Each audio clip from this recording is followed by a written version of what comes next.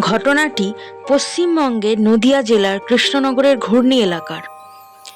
শনিবার কৃষ্ণনগর শহরের উপকণ্ঠে হিজুলি এলাকার একটি পুকুর থেকে বস্তায় বাঁধা অবস্থায় একটি ছেলের মৃতদেহ উদ্ধার করা হয়।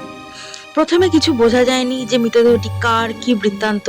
তবে পুলিশের কাছে একটি কিডন্যাপিংয়ের রিপোর্ট লেখাতে একজন মহিলা আসেন। পুলিশ তদন্তে জানতে পারে মৃতদেহটি ঘূর্ণির বাসিন্দা এবং সে অষ্টম শ্রেণীর ছাত্র। শুক্রবার বিকেলে কিছু জিনিস কিনতে পাশের দোকানে যাওয়ার সময় নিখোঁজ হয়ে যায়। শনিবার সকালে তার মা 3 লক্ষ টাকা মুক্তিপণের ফোন পান, যার পর তিনি কোতোয়ালি থানায় খবর দেন। পুলিশ 3 জনকে গ্রেপ্তার করেছে, যারা মৃত যে স্কুলে পড়েছিল সেই স্কুলের 10ম শ্রেণীর ছাত্র এবং স্থানীয় বাসিন্দা। তারা ছেলেটিকে হত্যা করে তার মৃতদেহ পুকুরে ফেলে দেওয়ার কথা স্বীকার করেছে। একজন পুলিশ কর্মকর্তা এগুলি জানিয়েছেন। হত্যার পিছনে কারণ জানতে আরও তদন্ত চলছে।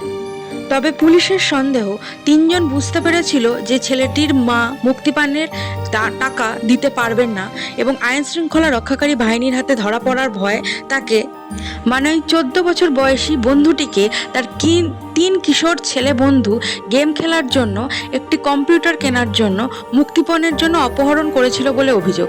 কিন্তু রসগোল্লা এবং ঠান্ডা পানীয় খাওয়ানোর পর তাকে শ্বাসরোধ করে হত্যা করা হয়েছে, এটা পুলিশ জানিয়েছে।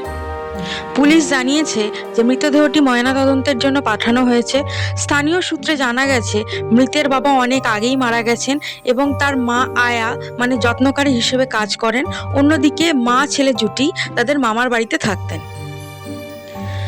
ভিডিওটি যদি ভালো লেগে থাকে অবশ্যই লাইক করবেন, সাবস্ক্রাইব করবেন এই ধরনের ভিডিও পাওয়ার জন্য।